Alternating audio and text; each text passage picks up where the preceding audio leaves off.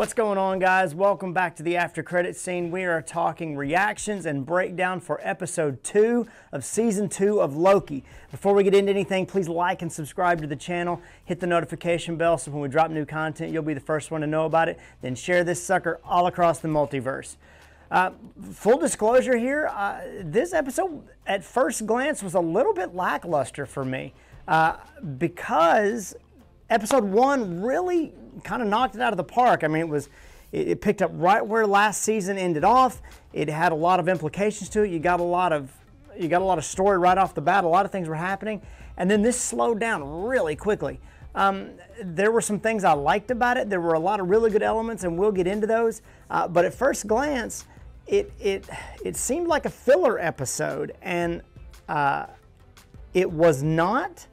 Or it could potentially not be, and I will tell you why before we get to the end of our conversation here. Now, right off the bat, building from the last episode, you've got several different pieces moving here.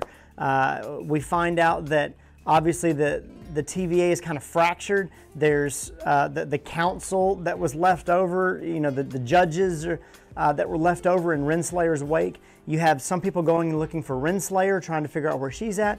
You have some people wanting to go and find Sylvie. You have some people that say we're going to stop pruning branches because these are new people, these are new stories, and they realize that as the TVA, they are also people that were pulled out of time. And so that you have these people that say, hey, they have lives just like we have lives, and we're not going to be judge, jury, and executioner anymore, given what we know now. But then you have some people that think it doesn't matter if the timekeepers are real or not, or if somebody else was pulling the strings, if we're worshiping the puppets or the puppet master, we need to go destroy all these branches. And you're starting to get some groundwork there. But you have all these different things going on. Meanwhile, off in the corner, Loki and Mobius are looking for Sylvie for their own reasons so that the hunters don't find her and do whatever it is they want to do, bring her to justice, kill her, whatever. And then you have OB trying to fix the temporal loom to possibly restore the sacred timeline, make sure it doesn't fall apart. I tend to think before the end of this series, you're going to see definitively the multiverse break open. You're going to definitively see the what that looks like, not just visually, but what that means and how that works with the TVA and what their function is and how Loki functions from here on out as well. This may be a long, big play to get Loki back into some timeline where he's connected with Thor. This may be how they're getting Fantastic Four and all these other X-Men characters and things woven into our universe. There's no telling, but there's a lot of options there. Like I said in some of my prediction videos, don't think it ends well. But we've got all of these different pieces going, and right in the middle of this, Loki and Mobius take this trip to find Hunter X5. Now, it's kind of I won't say a blink and you miss it. He's in the first episode, but when the judges are convening and Loki is bouncing in and out of time, and Mobius and B-15 are trying to convince the judges that they need to stop pruning people, and one of the judges said, we're going to stop pruning people. You have that other judge, which was Dox, and Hunter X5, who we see in this episode. You see them in episode 1 where it says, I want you to find Sylvie, I want you to do this. They have their own plan, and so they take off to take care of that plan. And as we know from watching the end of this episode, that plan was destroy all the branches in one fell swoop, and then with X5 finding Sylvie. But somewhere along the way, it appears as though, and I'll explain what I mean by that, it appears as though X5 has decided, oh, I found Sylvie, but then I decided to, her branch is going to be pruned anyway, so I'm going to go off and live my own life someplace else since I didn't get to do that before. And you get some of that back and forth with Loki and Mobius at one point. when they're in the automat eating key lime pie, they have a conversation about, don't you want to know what your life could have been? And Mobius says, well, why? If I love this life, if I like this life, why would it matter what could have been?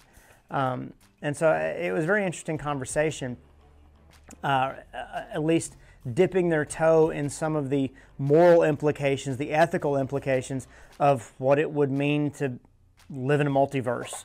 Would you want to know that there was a version of yourself that was rich and famous? Would you want to know that there was a version of yourself that could have made one little choice and been wildly successful, or one little choice and been horribly, died at a young age, or been homeless, or been a villain, something like that? And they play off of that with X5 in the interrogation room, where, Loki is talking about being a villain. X5 says you're a villain, you're not a hero, stop pretending, all these different things. And so there's a lot of really good exposition, and the story is really done well. But chasing X5 through this world that he's a part of, bringing him back, having this interrogation, finding Sylvie, all of it felt very not necessarily rushed. It felt like good world building, but I kind of I wondered why that was all we got. It felt, and here's my take on this episode. It felt almost like a filler episode, but from a plot and a storyline standpoint, it is too early for a filler episode, unless early on in a series, you're doing world building. They did a really good job with that in episode 1. You're getting some plot devices, and you're seeing where the chess pieces are for this story that's to come. But if this episode is supposed to be a chess piece, it didn't feel like that. It felt like a throwaway episode. Okay, you found a way to figure out where Sylvie was, and you stopped this little rogue thing, and now this other thing has happened, but you're kind of right back where you started. Dox and X5 blew up all the branches. Now you have a pruned timeline. You have a TVA that is now upset by that, because they understand now those are people with lives and not just branches that we pruned because they didn't need to exist. It was just a very interesting moment to see that version of the TVA coming, being birthed, so to speak. Almost as though the TVA is going to somehow convert to protect all the branches, or it's the beginning of a metamorphosis.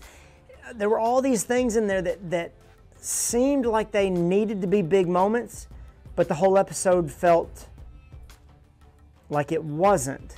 And here's what I think that means. Here's my take on that. We'll get more into some predictions, but I want to see what you think. This is where we're going to end up this episode.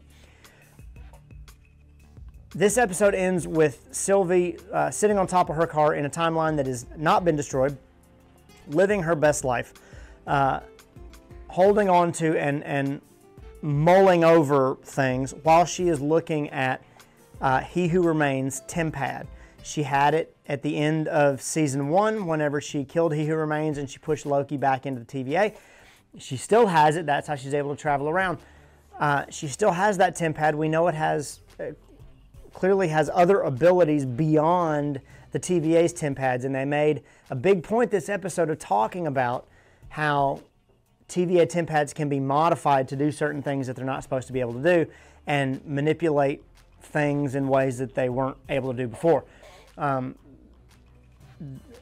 He Who Remains TemPad is definitely one of those, and since he's the one in control of everything, it's probably got some powers and some abilities that we're not, or some functionality that we're not aware of yet.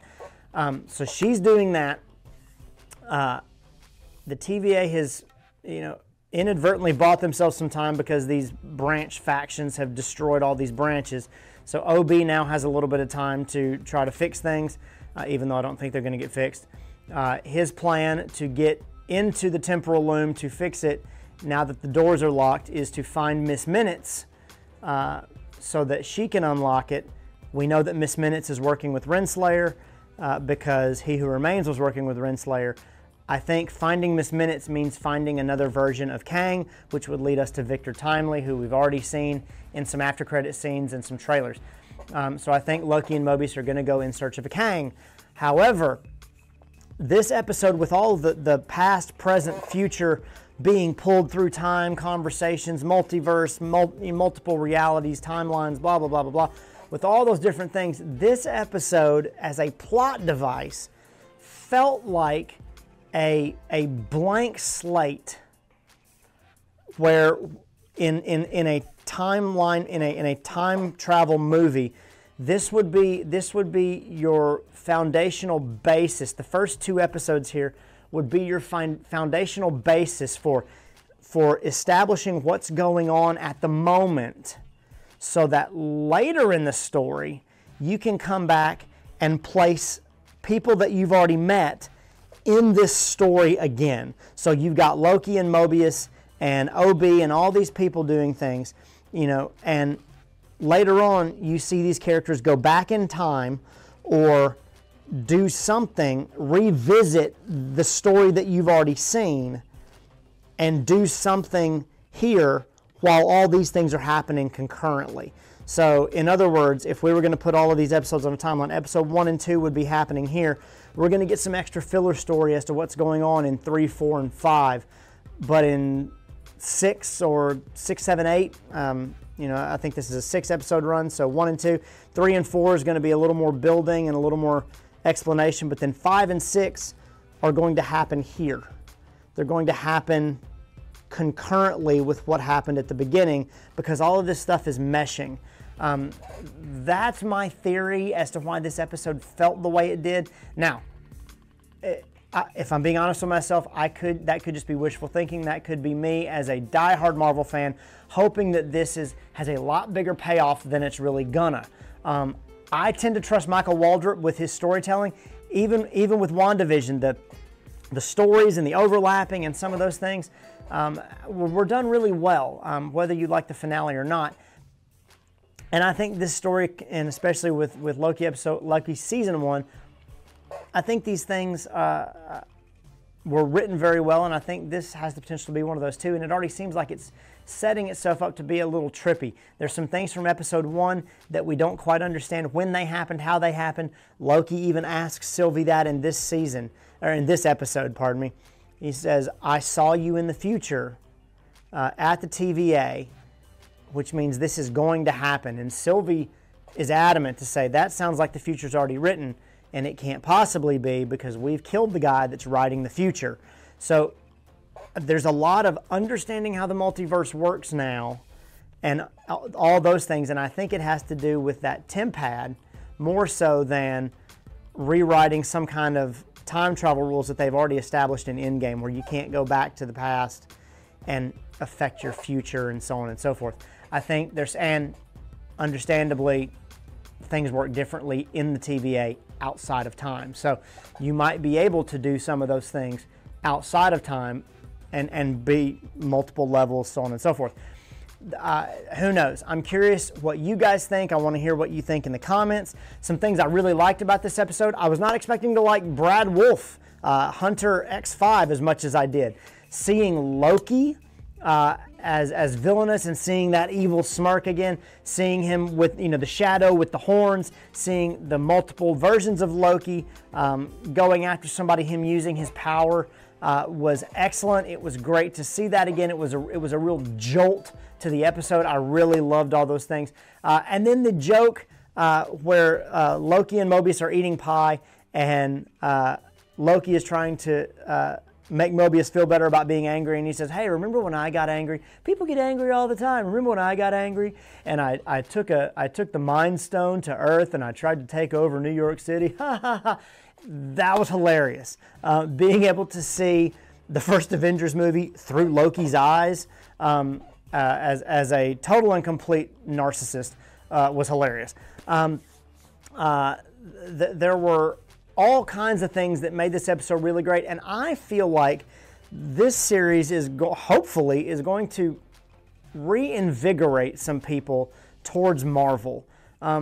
I think it is trendy to dislike Marvel right now, and I think when people say, well, you know, Quantumania was a bad movie, you know, Thor Love and Thunder was a bad movie. What kind of scale are we going on here? Are we talking bad movies overall? We're comparing those movies to the horrendously bad movies of all time that nobody ever wants to watch, because why would you watch that again? It's a horrible, awful movie. Or are we talking it was bad by Marvel standards? Because even the movies I mentioned are entertaining to watch, and they move the story forward, and they give you some things that, you know, you didn't have before. At least they give you character development and world building, which I think is something that Marvel can afford to do because they've built such a big universe. But like I said, there are people out there that don't like Marvel very much anymore. And this episode in particular, instead of being in some fantastical sci-fi place like the TVA or the quantum realm and talking about comic book things which make it seem very comic booky and make it seem very an out-of-body thing that I'm trying to relate to, this episode felt like early Marvel, where you had people in very normal situations, like Mobius and Hunter X5 in 1970s McDonald's, sitting very nonchalantly having an apple pie and drinking milkshakes, but in a very real world place, but talking about these very fantastical things, timelines being trimmed and the multiverse and all these different things, these really fantastical ideas happening in our world. Felt very early Marvel to me. I liked all those things. I thought it was very cool. And I think, I'm hoping that this episode was not just a slow, let's give you a few little pieces to set up what we really want to do in 3, 4, 5, and 6, but that it was really setting the stage for something bigger to come. It felt like a placeholder for something bigger to come that's going to happen concurrently, that we're not quite done with what we just saw, that maybe there's something else going on there that we're going to see happen, and we're going to revisit the stuff that we've already seen. Curious to know what you guys think. Add your comments in the comments below, and join the conversation. Share this video, like this video, subscribe to this video. Thank you guys for doing that. We're close to 200 subscribers, and I've enjoyed every bit of being part of this with all of you guys who are watching along with us. And as always, check out some of our other content over here. We got a whole lot of things you can sink your teeth into, as well as a definitive description of the multiverse. And as always, guys, when the next one drops, we'll catch you right back here. Later.